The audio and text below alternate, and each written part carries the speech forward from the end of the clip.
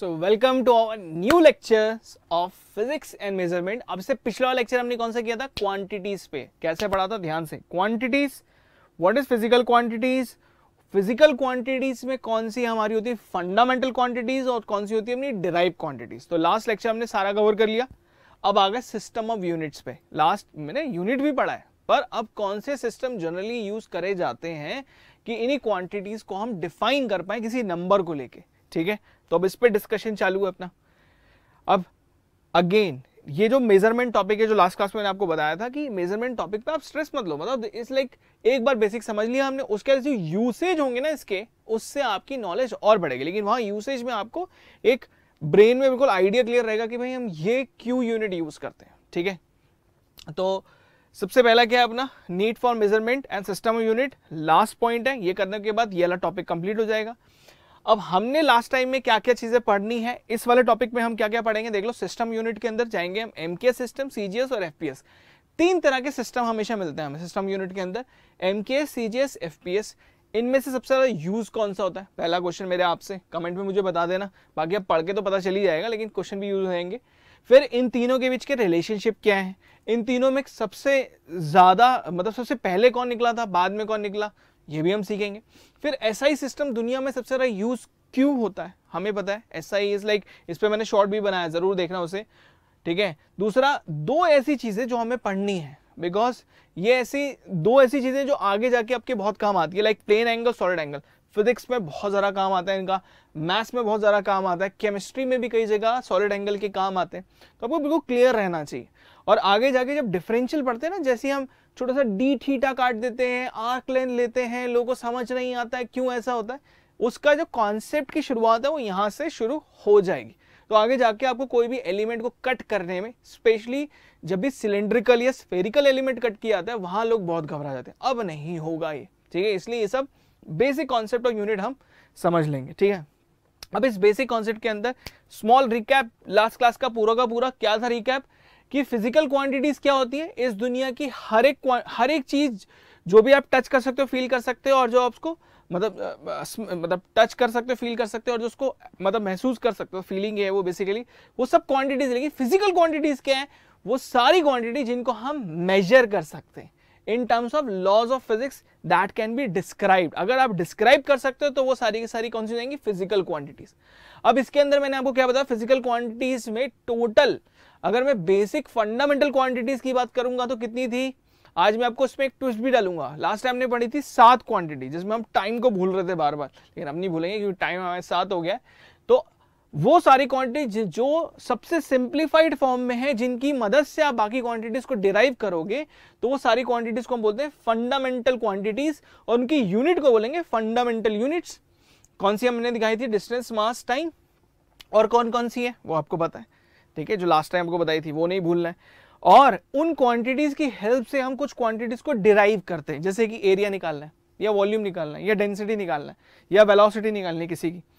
तो इन सब क्वांटिटीज में हमें फंडामेंटल क्वांटिटीज, एक या एक से ज्यादा फंडामेंटल क्वांटिटीज का यूज पड़ता है, इसलिए हमें वो क्वांटिटीज वहां पर चाहिए, तो उनको बोलेंगे डिराइव क्वांटिटीज, और उनकी यूनिट्स को क्या बोलेंगे? Derive unit. बहुत सिंपल है, लास्ट क्लास में हमने सारे फंडामेंटल ये सारे क्लियर कर लिए थे। अब आते हैं हम सिस्टम ऑफ यूनिट के अंदर।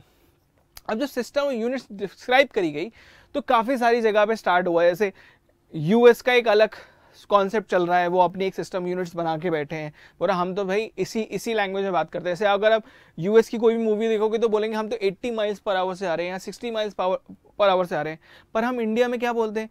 भाई हम 80 किलोमीटर पर आवर से गाड़ी चला रहे हैं, तो हम किलोमीटर पर आवर बोल रहे हैं, वो माइल्स पर आवर बोल रहे हैं, है ना। हर जगह अलग अलग चलता है। वो अलग क्यों चलता है? या फिर आप कोई इंपोर्टेड प्रोडक्ट मंगाते हो, कभी मंगाओगे तो उसमें देखना पीछे अलग तरह से आउंस में लिखा होगा किसी चीज को, वेट को, तो वो क्यों दिया होता है? तो वो उनकी यूनिट्स है।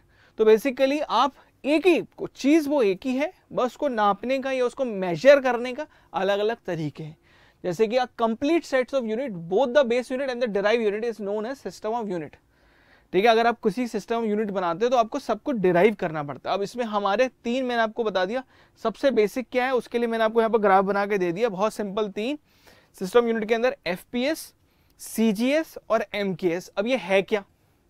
और इन सबसे हटके एक फाइनली क्या आएगी? एसआई।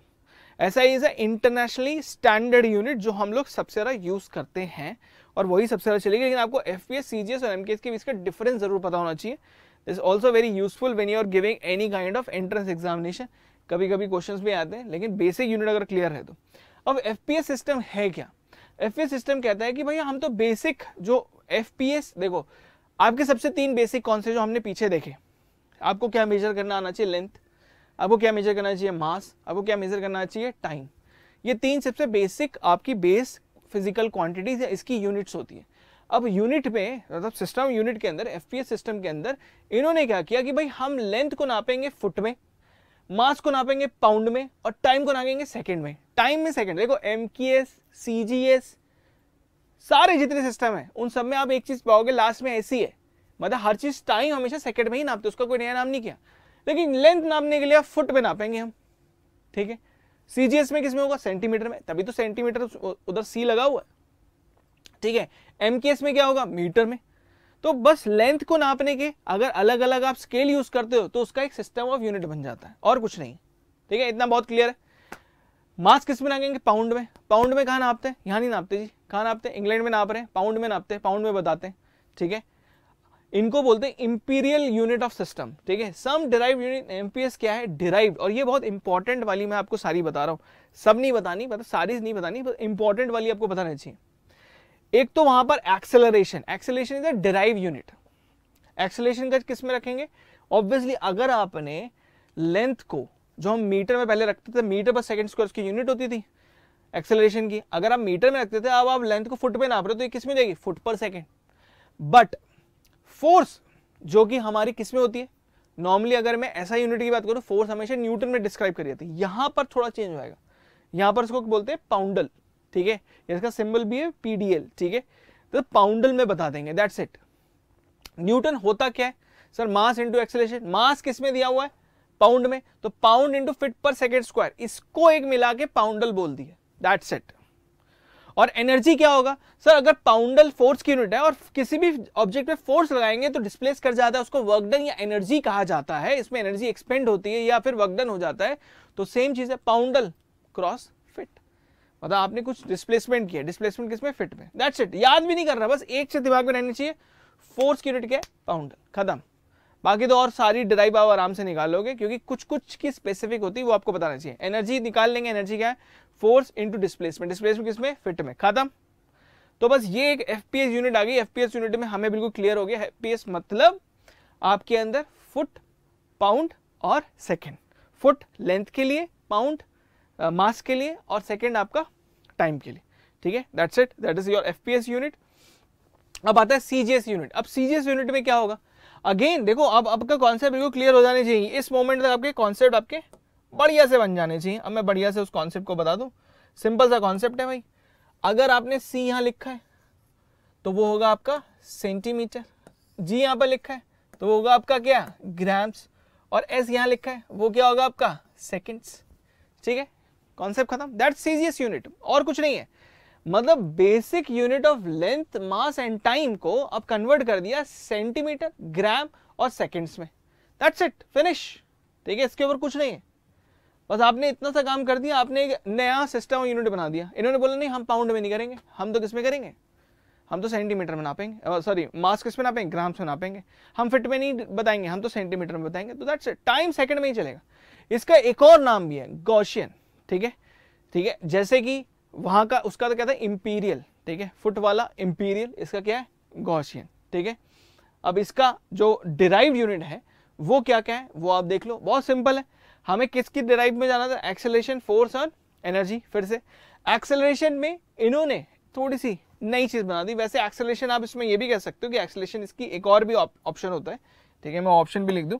एक्सेलरेशन किसमें होता है? मीटर पर सेकंड, यहां पर उसको हम सेंटीमीटर पर सेकंड स्क्वायर भी कह सकते हैं, ठीक है, ये भी कहते हैं। लेकिन इसका एक नाम उन्होंने रख दिया CGS के, और क्या क्या है? गैलीलियो, ठीक है, that's it, that is Galileo, ठीक है, नाम रख दिया, क्यों ही नहीं।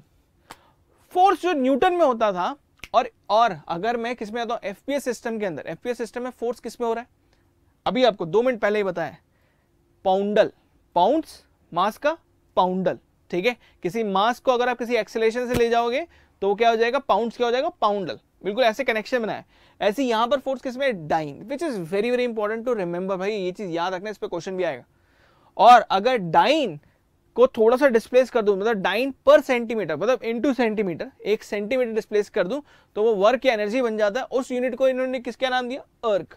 ठीक है, दैट्स इट, इतना सा फर्क है बस। हाँ, यहाँ डिराइव यूनिट जो मैं आपको बता रहा हूँ ना, इस पर थोड़ा सा फोकस करना है, बिकॉज ये आपको किसी किसी छोटे छोटे एग्जाम में पूछ सकता है।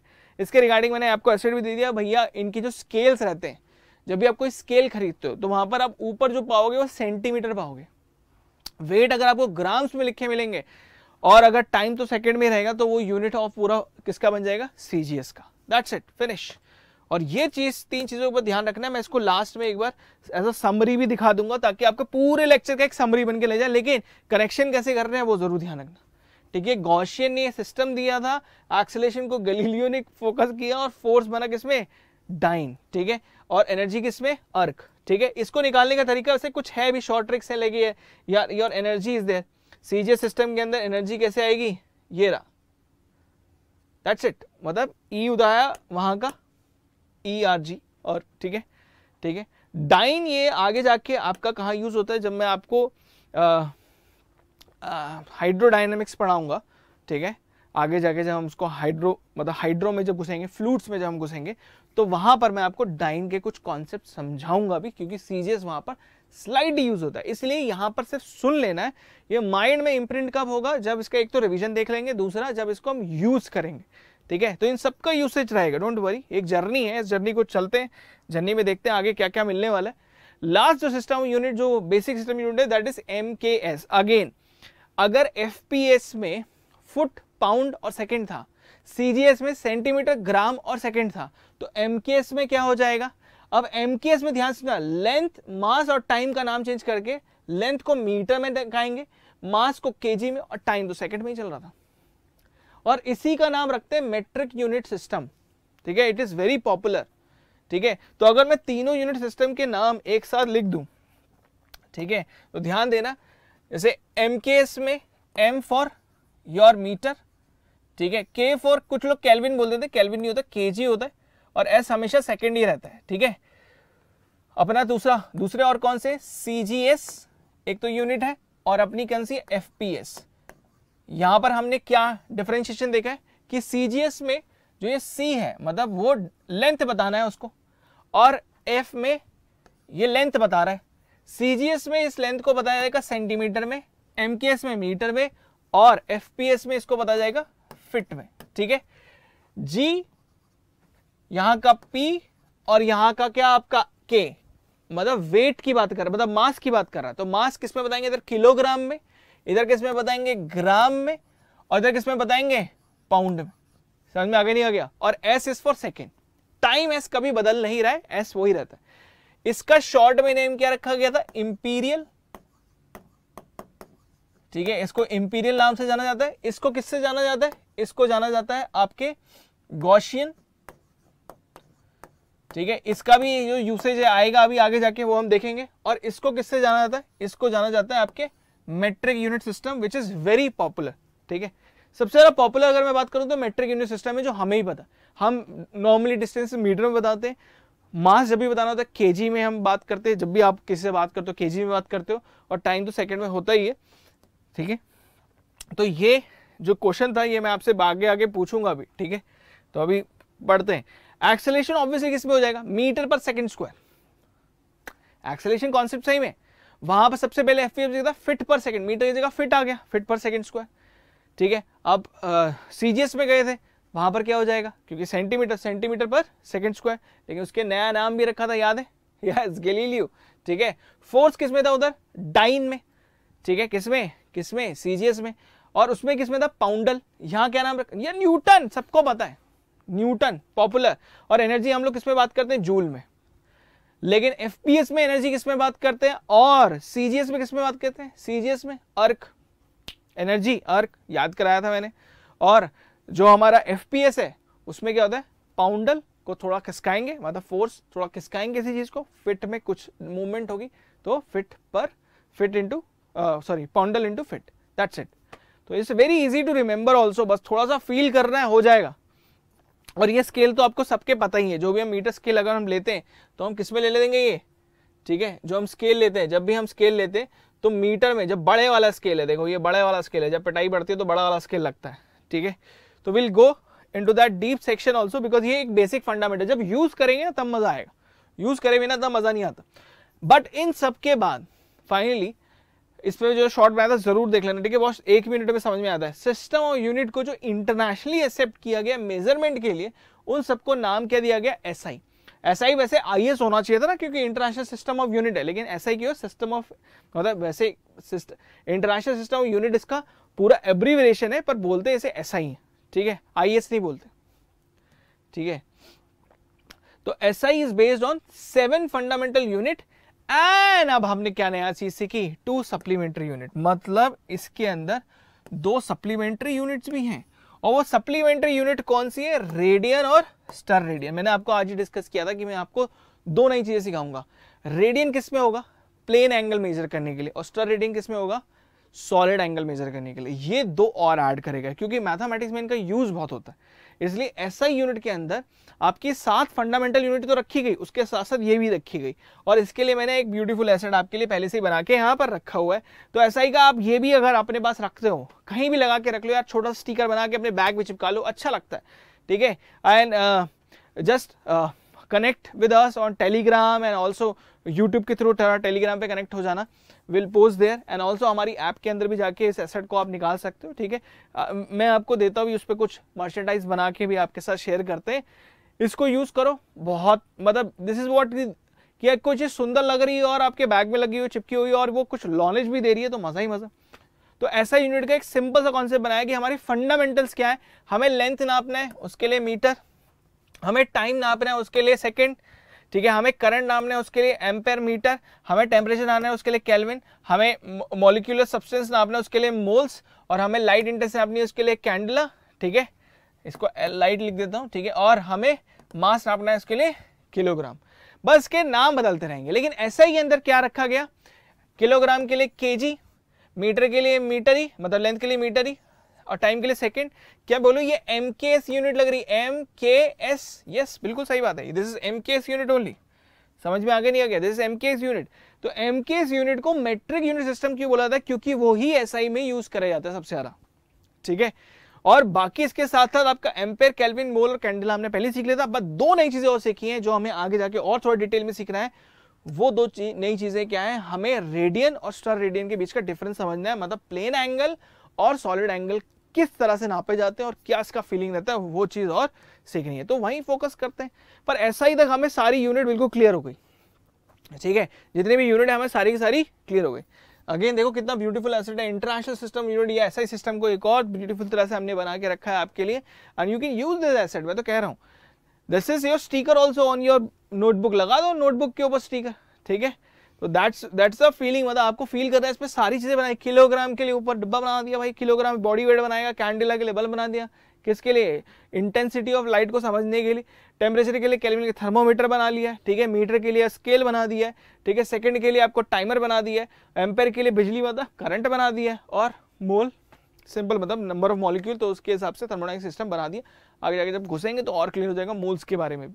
अभी मोल्स पे फोकस नहीं करना, हमें फोकस करना है पहले तो एडवांटेज क्या है, और बहुत सिंपल सेंस में बताऊंगा। सबसे पहली बात, अगर मैं सारी यूनिट देखता हूं तो सबसे सिंपल फॉर्म में जिसके बहुत ज्यादा डेरिवेशन है, मतलब मीटर को सेंटीमीटर कन्वर्ट करना आसान है, मीटर को किलोमीटर करना बहुत आसान है, तो ये सब चीजें करनी जो आसान है, या केजी को ग्राम्स में या इसमें, तो एक स्टैंडर्ड यूनिट जो रखी गई, इसलिए आपको ये एसआई यूनिट का सबसे ज्यादा यूज हुआ। Plus SI unit are actually very very good for deriving next unit, ठीक है, मतलब फंडामेंटल यूनिट अगर आपने ऐसा यूज कर ली तो आप कोई भी डिराइव यूनिट निकाल रहे हो, बस आपको डिवाइड कर रहे हैं, उसका वैल्यू बता देनी है, दैट्स इट।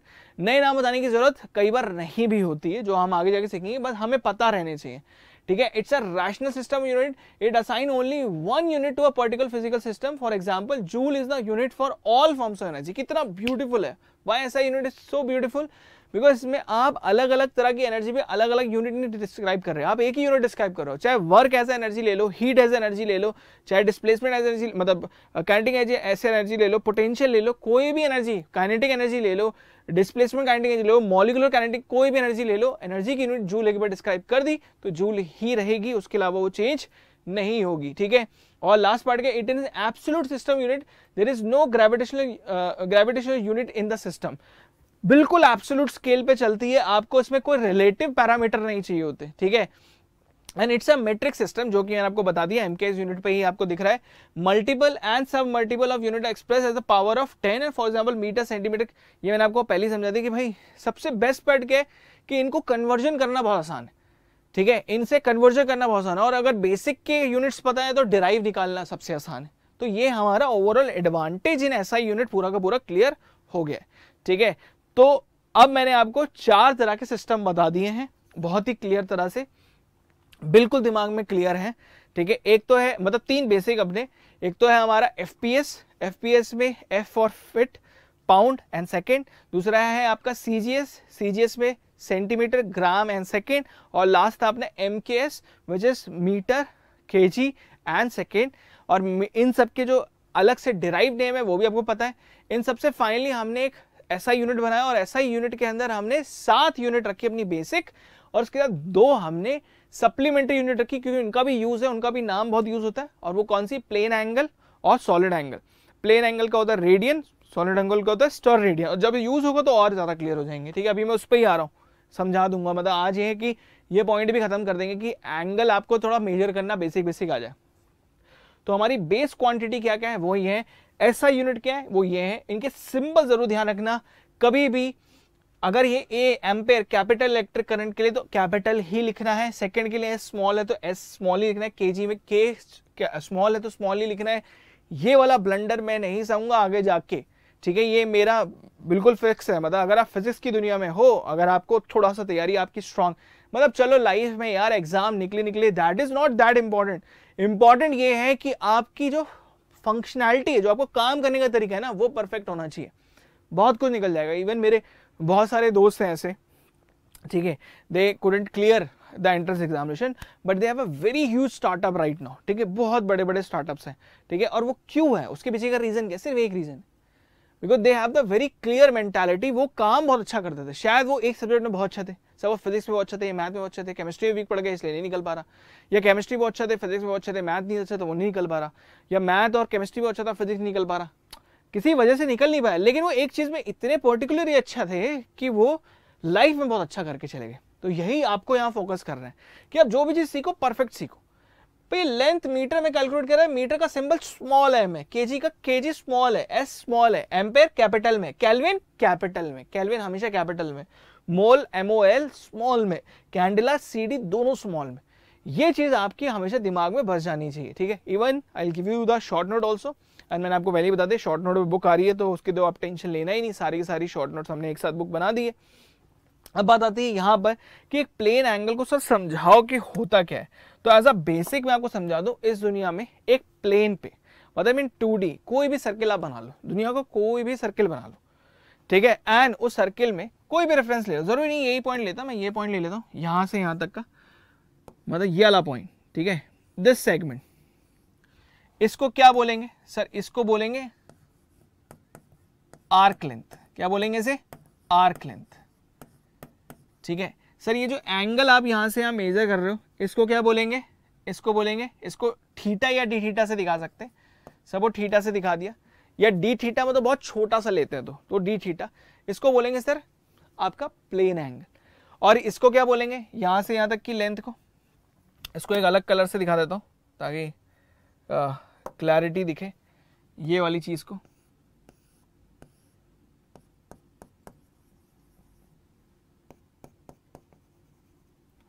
सर इसको बोलेंगे रेडियस।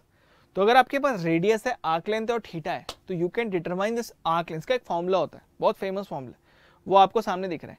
इन्होंने एस से आर्क लेंथ को दिखाया, आर रेडियस है और थीटा आपका आर्क है। तो अगर आपको आर्क पता है और आर पता है तो अगर आप आर थीटा करोगे, आर थीटा, तो आपको आर्क लेंथ मिल जाता है। अगर आर्क लेंथ कोई पूछता है तो कितना होता है, that is R theta, very very popular. अभी इसी को डिफरेंशियल फॉर्म में कर दो, मतलब इसको हटा देता हूँ, डिफरेंशियल फॉर्म में करता हूँ, बहुत ही छोटे फॉर्म में।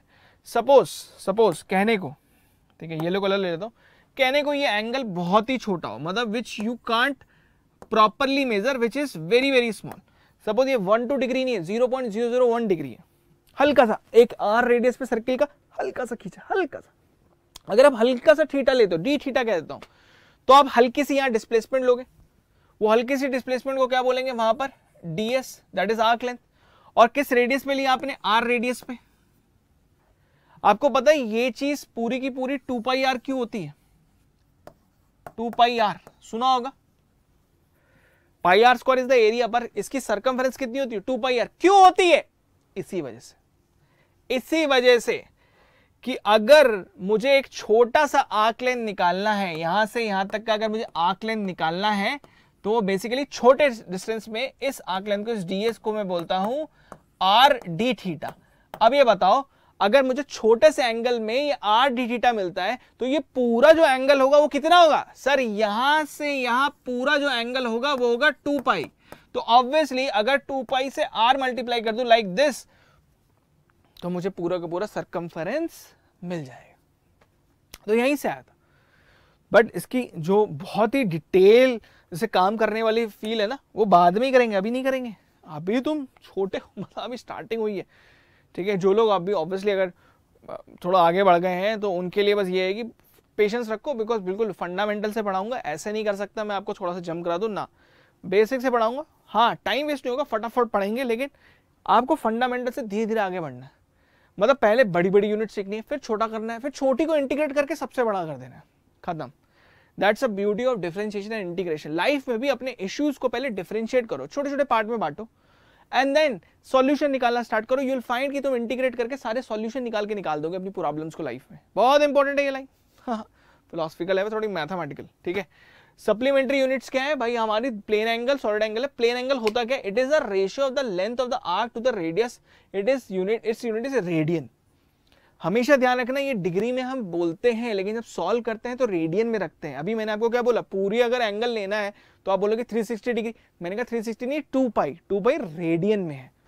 समझ में आ गया, नहीं आ गया? तो ये जो एंगुलर मूवमेंट है ना किसी भी प्लेन सर्किल में, प्लेन में या सर्किल में, तो उसको हम बोलते हैं प्लेन एंगल। अब यही चीज अगर मैं 3D में ले जाऊं तो बन जाएगा सॉलिड एंगल, ठीक है। और उसकी यूनिट हो जाएगी स्टर रेडियन। सिंबल भी देख लेना, देखो ये प्लेन एंगल यहां पर दिखा दिया आपको, ठीक है, this is your plane angle. अब ये देखो, ध्यान से देखना, ये देखो यही ब्यूटी है सर। ये जो 2D फिगर है, ये वाली सर 2D है, ये वाली सर बहुत तेज हो गया है, ये देखो सर, ये वाली 2D है, ध्यान से देखते रहना, यही रोक दिया मैजिक। तो सर ये दिख रहा है मुझे, सर ये 2D है, ठीक है। इसमें जो एंगल मैं देख सकता हूं, इस 2D के अंदर जो मैं देख सकता हूं सर, वो प्लेन एंगल, एक प्लेन में एंगल देख सकता हूं, उसकी यूनिट होती है रेडियन।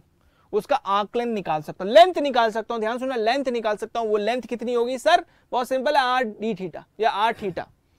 समझ में आ गया, नहीं आ गया? That's it, finish. और वहीं अगर मैं 3D में चला जाऊं सर, मैं स्फीयर में इसको घुमा दो ना सर, मजा आ जाएगा। ये देखो ब्यूटी। अगर ये तुम्हारी आई है, इसका एक एग्जांपल बता दो, मजेदार एग्जांपल। अगर तुम्हारा टीवी यहां लगाओ, यहां फील करना, तुम्हारी आंखों से एक कोन निकलता है देखने का, और उसी से तुम्हें पता चलता है तुम्हारा सॉलिड एंगल कितना है, कितना एरिया तुम एक्चुअली में देख सकते हो।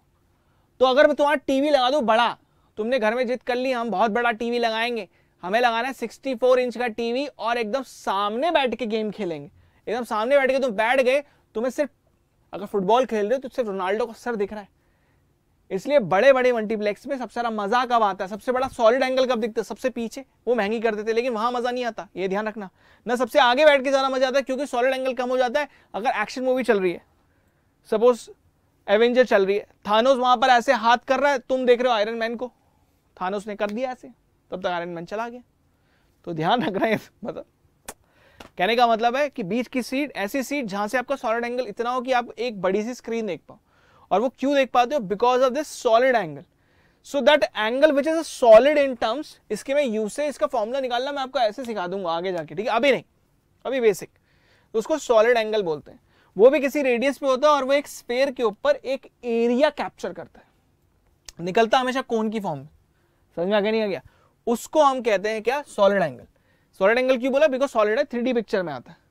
तो आपका प्लेन एंगल हमेशा 2D में आएगा, सॉलिड एंगल हमेशा 3D में आएगा। तो सॉलिड एंगल क्या है? It is a ratio of the intercepted area of a spherical surface to the square of its radius and it is a unit, its unit is steradian. ध्यान से एक चीज समझने का ट्राई करना, इनकी जो यूनिट की डायमेंशन है ना, वो डायमेंशन लेस है। इसको आगे जाके डिस्कस करेंगे। देखो ना, अगर आप एरिया को स्क्वायर ऑफ रेडियस से डिवाइड कर रहे हो तो एरिया खुद मीटर स्क्वायर में, रेडियस खुद मीटर स्क्वायर में आएगा। रेडियस का स्क्वायर कर रहे हो ना, मीटर स्क्वायर हो जाएगा, दोनों कट जाएंगे, डायमेंशन लेस है। इसलिए इनकी एक नई नाम रखा गया, स्टर रेडियन। इवन रेडियन में तुम क्या करते हो? Arc length divide by radius करते हो। आर्क लेंथ, लेंथ है जो मीटर में होगी, रेडियस खुद मीटर में, दोनों कट जाएंगे। ये क्वेश्चन है, ये आए हुए क्वेश्चन है, नीट में भी आया हुआ है। That's why you need to just visualise the picture. और इससे ब्यूटीफुल पिक्चर आपको नहीं मिल सकती कि आप यहां पर देख लो इसी पिक्चर को। समझ में आगे नहीं है क्या? पूरा एकदम फीलिंग आ जाती है। जैसे हम लोग सॉलिड एंगल एक टाइम पे हम बस बुक में देखते हैं सॉलिड एंगल, अब बुक भी खुद 2D होती थी, बुक में कैसे देख ले 3D चीज है, वो है ही नहीं, यहां तो दिख रहा है। सिर्फ डेफिनेशन नहीं पढ़नी, फील भी करो, इसलिए फीलिंग बहुत जरूरी है। ठीक है, तो यहां पर हमारे ये सारे के सारे पार्ट खत्म। समरी अगेन कल की रिकैप में कवर करेंगे, पर ऐसा समरी बड़े बड़े एंगल पे मैं आपको बता दूं, FPS, CGS, MKS 3 system unit हमने बेसिक पढ़ी है। उसके हमने एसआई पढ़ी जो दुनिया में हर जगह लगाई जाती है। एसआई के अंदर 2 कॉम्प्लीमेंट्री यूनिट पढ़ी, वो कौन सी थी हमारी? एक तो हमारा रेडियन, दूसरा स्टर रेडियन। और प्लेन एंगल, सॉलिड एंगल, 2 ऐसी चीजें आई जो उसके अंदर एक्स्ट्रा यूनिट थी, सप्लीमेंट्री यूनिट कहते हैं, जो एसआई यूनिट के अंदर डाली गई थी। और दोनों के अंदर अभी आगे जाके देखेंगे जब डायमेंशन पढ़ेंगे, डायमेंशन लेस थी। ठीक है, तो ये हो गया हमारा पूरा। अब आता है क्वेश्चन बहुत प्यारा सा, which of the following pairs represent the same physical quantity? कौन सी इनमें से फिजिकल क्वांटिटी सेम दिखाती है? भैया आर्क तो एनर्जी वाली है, सेंटीमीटर से कैसे हो सकती है? नहीं हो सकती। Kg sir joule, kg sir mass की है और जूल एनर्जी की है। डाइन और अर्क बदतमीजी, डाइन सर आपकी फोर्स है, वो एनर्जी है। अर्क, मजा आ गया सर, अर्क एनर्जी। यही ब्यूटी होती है कि अगर आप थोड़े से कीवर्ड को अपने अंदर फीलिंग कर लो। एनर्जी से निकला अर्क, अर्क एनर्जी की यूनिट, जूल बचपन से पता है, हमेशा पता रहेगा। खत्म, आंसर लगाएंगे, सबमिट, सब कूल बोलेंगे, या बोला वाह। सो ऑब्वियसली पढ़ने की जरूरत नहीं, हमें सब आता है। So this is the kind of end of the lecture. तो मैंने आपको बता दिया है, जस्ट गो टू एम्बाइब। ठीक है, एम्बाइब के उसमें जाना, ठीक है, जस्ट गो, गूगल पे जाओ, सर्च करो ambibe.com, जाओ वहां पर, ठीक है, and use this for NEET examination, for your JEE examination. You must focus, go there and follow our learn practice test and try to first give the achieve part. ठीक है, achieve को पहले देके देखो, पहले अपना इलाज करा के देखो, मतलब डायग्नोस कराओ, इलाज नहीं डायग्नोस कराओ, पता करो कि तुम्हारी बीमारी क्या। कहने का मतलब है तुम्हारे कहाँ वीक कॉन्सेप्ट है पहले के टाइम पे। अगर आपको पता चल जाएगा वीक क्या है, तो हमें भी पता चल जाएगा। उसके हिसाब से will focus on your weak concept, और वीक कॉन्सेप्ट पे will provide you more and more class, assignment, test, सब कुछ देंगे, सो दैट वो आपका स्ट्रॉन्ग बन जाए। दैट इज आवर, मतलब दिल से पूरी ऑब्जेक्टिव ही यही है हमारी। ठीक है, कोई कुछ नहीं करना, हमें सिर्फ एक चीज पे फोकस करना है, हमें रिजल्ट पे फोकस करना है। अगर रिजल्ट आ गए, तुम्हारे मेरे रिजल्ट्स आ गए, दोनों का रिजल्ट एक ही टाइम पे आता है, टेस्ट भी एक ही टाइम पे होता है। अब तुम सोच रहे हो, मैं कहने का मतलब है, अगर मैं आपको पढ़ा रहा हूँ, इतनी मेहनत से आपके लिए बुक्स क्रिएट कर रहा हूँ, ठीक है, अगर बुक्स देखो तो नीट में ही बुक्स निकाली हुई, पिछली क्लास में जेई की बुक दिखाई थी, शॉर्ट नोट की बुक आ रही है, इसमें सारे चीट कोड मिलेंगे। पर चीट कोड कब यूज कर पाओगे? अच्छे से, जब अच्छे से पढ़ चुके होगे। तो फर्स्ट एक स्टडी का पैटर्न बनाएंगे, मॉडल बनाएंगे, बहुत अच्छे से पढ़ेंगे, and then will go for it. ठीक है, till then take care, bye bye, और मिलते हैं अपने नेक्स्ट लेक्चर में। तब तक keep learning and keep imbibing, and must watch our beautiful content on our Imbibe app as well as on our YouTube channel. Till then, take care. Bye bye. Keep imbibing. We believe in you.